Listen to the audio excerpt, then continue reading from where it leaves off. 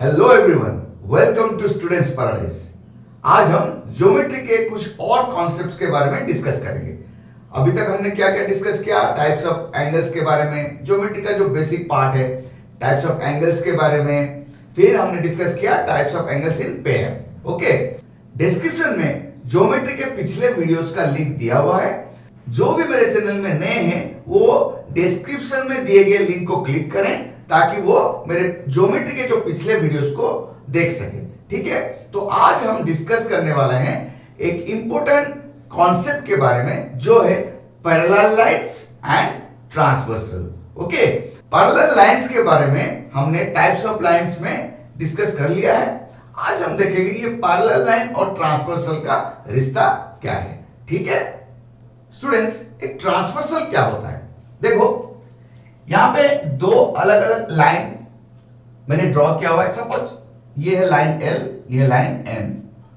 ठीक है, और एक लाइन L और लाइन M को दो डिफरेंट पॉइंट, सपोज ये है O, ये है P, दो डिफरेंट पॉइंट्स में इंटरसेक्ट कर रहा है। Suppose this line is N।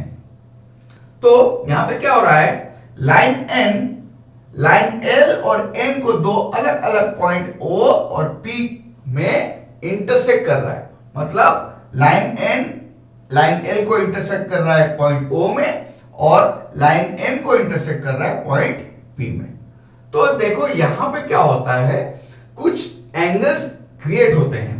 ठीक है, तो कुछ एक्सटीरियर एंगल्स होते हैं और कुछ इंटीरियर एंगल्स होते हैं। ठीक है, ये एक्सटीरियर एंगल्स और इंटीरियर एंगल्स क्या है?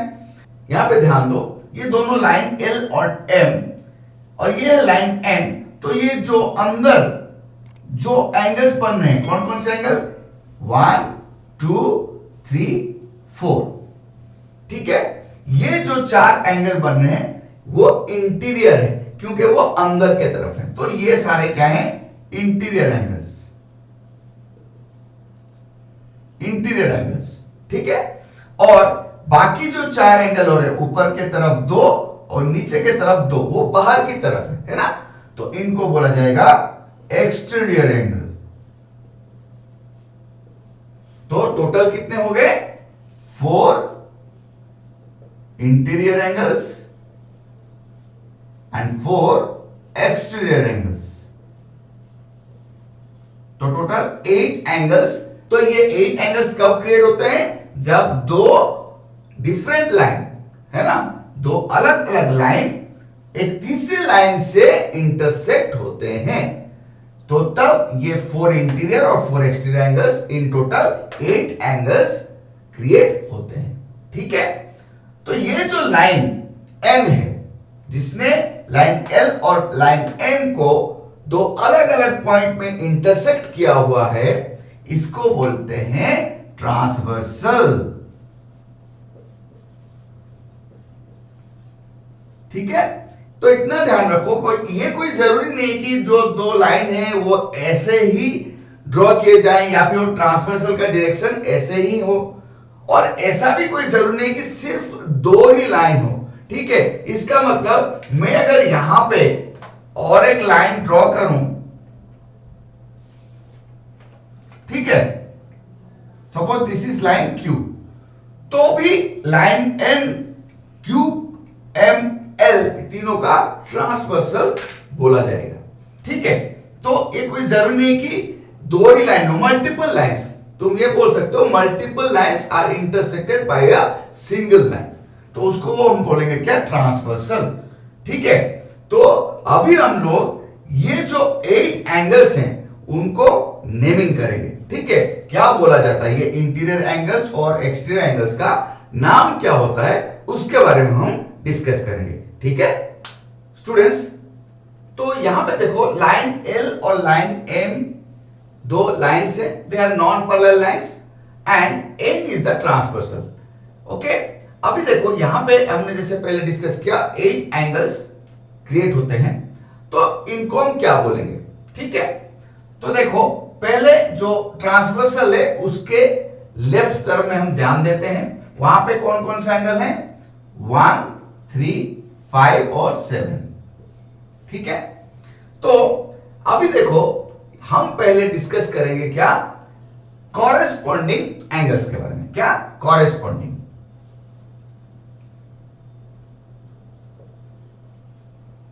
कॉरेस्पॉन्डिंग एंगल्स क्या होते हैं? ट्रांसवर्सल के एक ही तरफ, ठीक है, जो अल्टरनेट एंगल्स हो, मतलब यहां पे हम ग्रुपिंग करेंगे 1 5 और 3 7।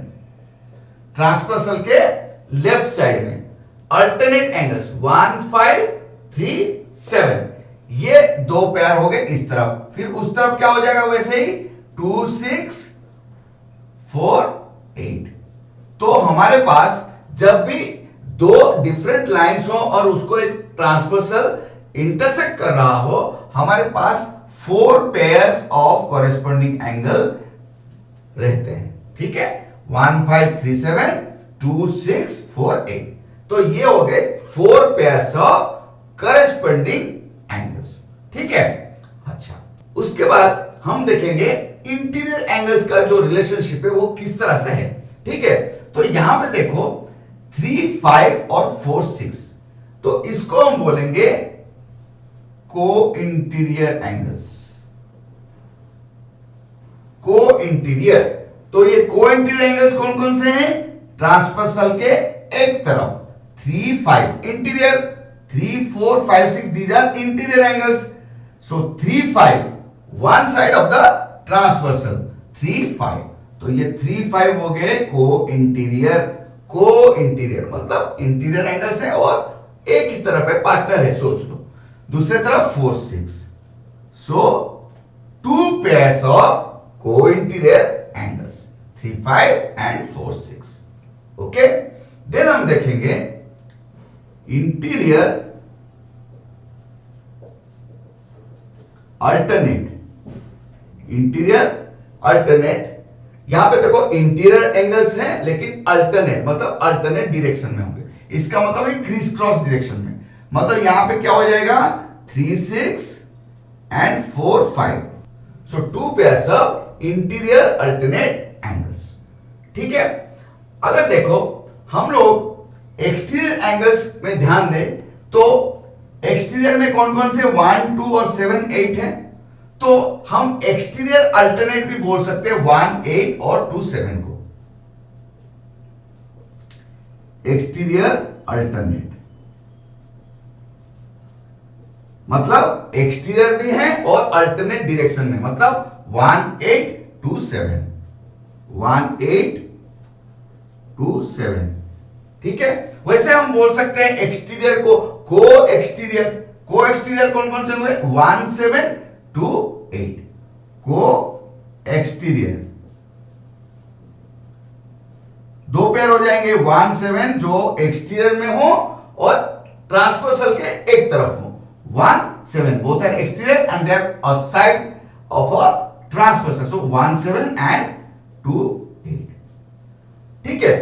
तो ये देखो ये सारे हमारे जो नेम्स हैं, जब दो लाइन हो अलग अलग, उसको एक ट्रांसवर्सल दो अलग पॉइंट में इंटरसेक्ट कर रहा हो, इस तरह से अगर ड्रॉ करोगे और रिवाइज करोगे तो ये नेम्स जिंदगी भर के लिए तुम्हारे दिमाग में रह जाएंगे। प्रैक्टिस करना जरूरी है, सिर्फ ऐसे देखने से या उसको ऐसे पढ़ने से कुछ हासिल नहीं होगा, वो इंस्टेंटेनियस तुम्हारे दिमाग में रहेगा। लेकिन जब तुम खुद उसको ड्रॉ करोगे, इस हिसाब से नंबर करके नेमिंग करोगे, तब वो सारी जिंदगी तुम्हारे साथ में रहेगा और वही तुमको हर जगह में हेल्प करेगा।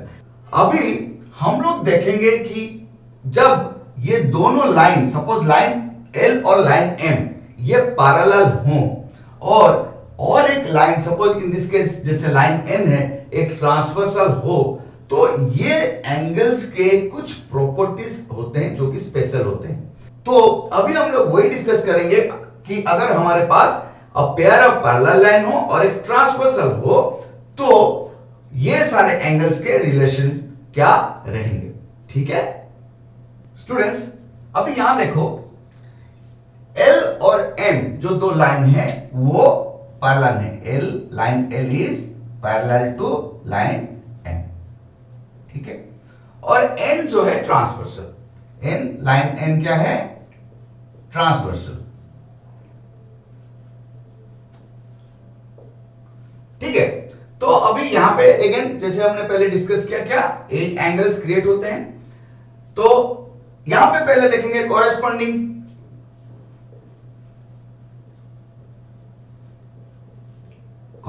एंगल्स क्या है, 15, 37, 26 और 48। ठीक है। फिर अगर हम लोग इंटीरियर अल्टरनेट देखेंगे, मुझे लगता है तुम लोग को अभी कुछ समझ में आएगा। अगर तुम लोग मेरा जो पहला जो अभी डिस्कस किए थे उसको ध्यान से देखे होगे तो तुमको समझ में आ जाएगा अभी इंटीरियर अल्टरनेट क्या क्या है। चलो अभी देखते हैं इंटीरियर अल्टरनेट क्या हो जाएगा, 3, 6 और 4, 5। फिर को इंटीरियर मतलब ट्रांसवर्सल के एक तरफ और इंटीरियर, सो 3, 5 एंड 4, 6। ठीक है। अगर मैं बोलूं को एक्सटीरियर, तो exterior and one side of the transversal, so 1, 7 and 2, 8। ठीक है। फिर एक्सटीरियर अल्टरनेट,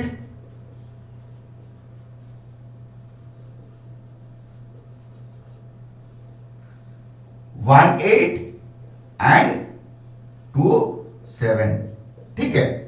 तो अभी हम देखेंगे इनके स्पेशल प्रॉपर्टी क्या है। इनके साथ a pair of parallel lines intersected by a transversal, corresponding angles have equal value. They are equal. So the pair, the corresponding angles, they are equal. Angle 1 is equal to angle 5, angle 3 is equal to angle 7, angle 2 is equal to angle 6, angle 4 is equal to angle 8. Fine. Interior alternate angles, they are also equal to each other. That means angle 3 is equal to angle 6, angle 4 is equal to angle 5. Fine. Then co-interior angles. Co-interior angles are supplementary.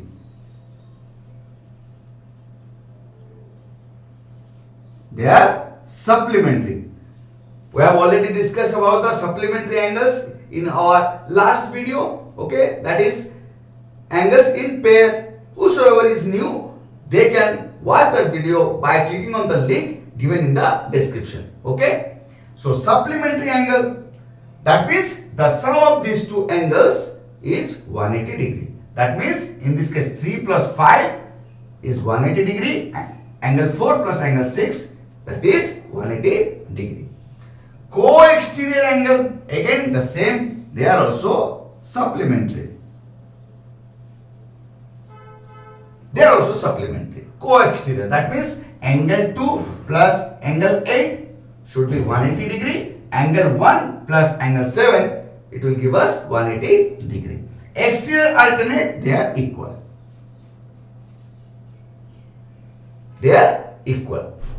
Okay, so angle 1 is equal to angle 8, angle 2 is equal to angle 7. Okay, so these all are the special property whenever a pair of parallel lines is intersected by a transversal. Okay, again I am saying that just by watching this video or just by watching any other video on this concept, you can't have a grasp of this concept. You have to practice these things again and again by drawing by yourself and by naming them and by revising for some times. Then only these concepts will be in your mind and it will help you now and forever. Okay, so I always advise you to draw as I have drawn in the whiteboard, name the angles as I have told you, and just try to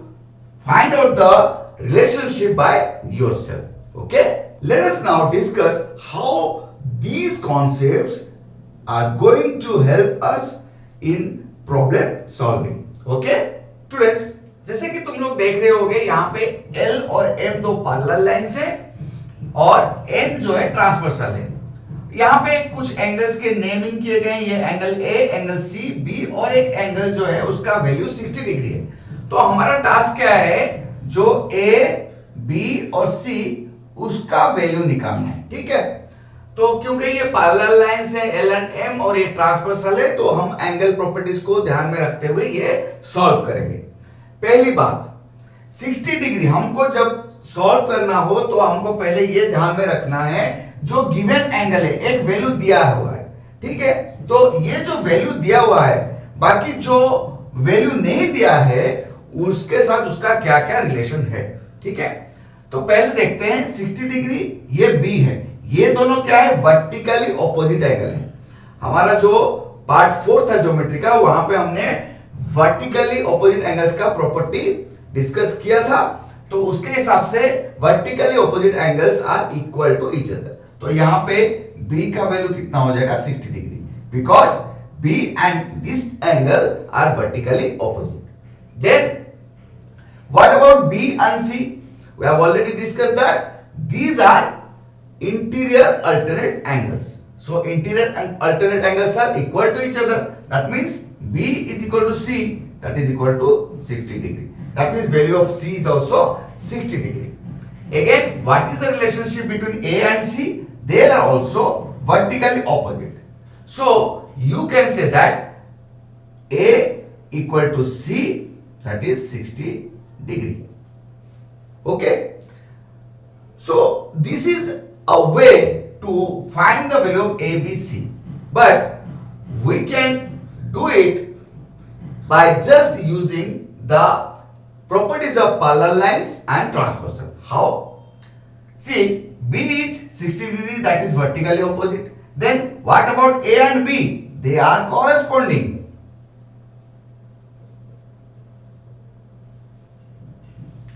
A and B corresponding angles, isn't it? One side of the transversal and alternate. So A and B, they are corresponding. So A has to be equal to B, that is 60 degree. What about B and C? They are interior alternate. So B and C, interior alternate angles. So they are also equal to each other. That means all the given names A, B, C, they have the same value 60 degree. Okay. So you can find the values by this way. Now let us discuss another example. Here in this example there are two angles are given, 115 degree and 120 degree, and we need to find the value of A, B, C. By looking at these symbols, we know that these two lines are parallel to each other. Suppose let us name R, L and M. Now just concentrate on this line segment. This is the side of a triangle and this is the line segment. If we extend them both ways,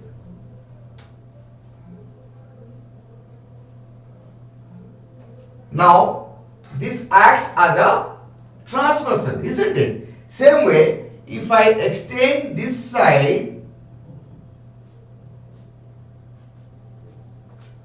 this also works as a transversal. That means L and M, they are a set of parallel lines and there are two transversals. Fine. Now let us concentrate on the given angle and the angles those are not given. So 120 degree and see what is the relationship? Two parallel lines, transversal, a side of the parallel line and interior. That means these two are co-interior. So interior angles.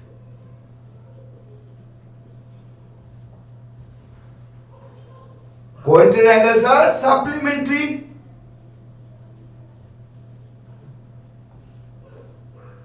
Now that means angle C plus 120 degree is equal to 180 degree. So angle C is equal to 180 degree minus 120 degree, that is 60 degree. So value of C is 60 degree. Fine. So same thing goes with angle A and 115 degree. they are also co-interior because this is the transversal and they lie in the interior of one side of the transversal. So co-interior angles. That means angle A plus 115 degree is also equal to 180 degree. So angle A is equal to 180 degree minus 115 degree, that is equal to 65 degree. Okay.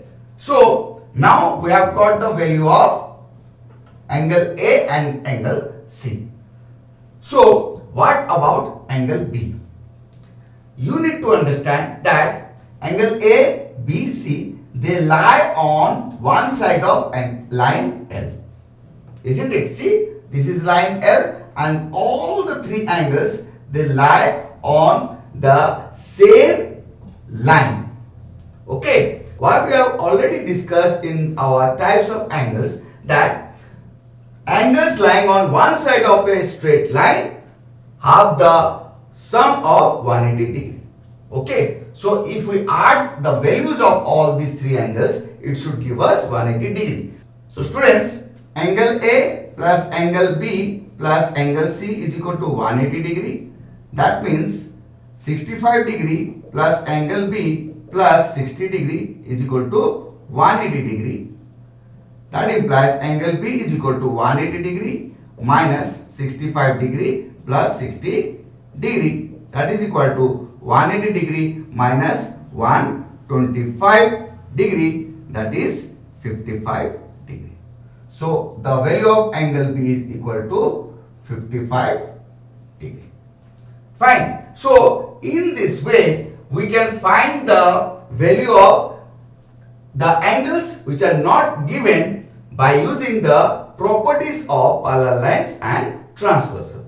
Okay students, तो आज हमने क्या क्या discuss किया?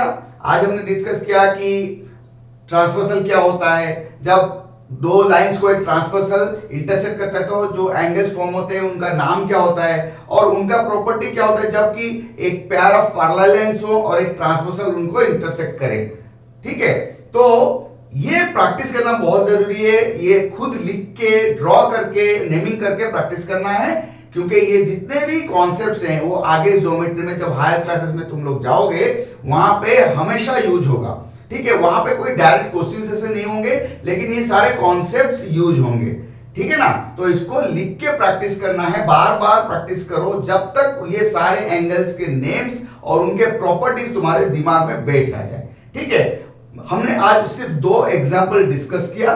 तुम्हारे पास जितने भी books हैं, जो भी ये चैप्टर है लाइंस एंड एंगल्स के चैप्टर में तुम्हारे पास होगा, वहां पे ये प्रैक्टिस करो, सारे सॉल्व करो एक्सरसाइज. जो भी डाउट्स होगा वो तुम मुझे मेल कर दो. मेरा मेल आईडी तुम्हारे स्क्रीन पे दिख रहा होगा. ठीक है, जो भी मेरे चैनल में नए हैं वो मेरे चैनल को सब्सक्राइब कीजिए और बेल आइकन को प्रेस कर दीजिए ताकि जो भी मेरा नया वीडियो अपलोड होगा वो आपके पास तुरंत ही नोटिफिकेशन पहुंच जाएगा. वीडियो को ज्यादा से ज्यादा शेयर कीजिए ताकि जिनको भी ये जरूरत हो वो उनको देख सके और कुछ सीख सके. ठीक है, सो स्टूडेंट्स, मेहनत करना है क्योंकि मेहनत से ही सफलता मिलती है. ठीक है, लेकिन साथ ही साथ लाइफ को एंजॉय भी करना है. So just live your life to the fullest. Keep enjoying your life and keep smiling.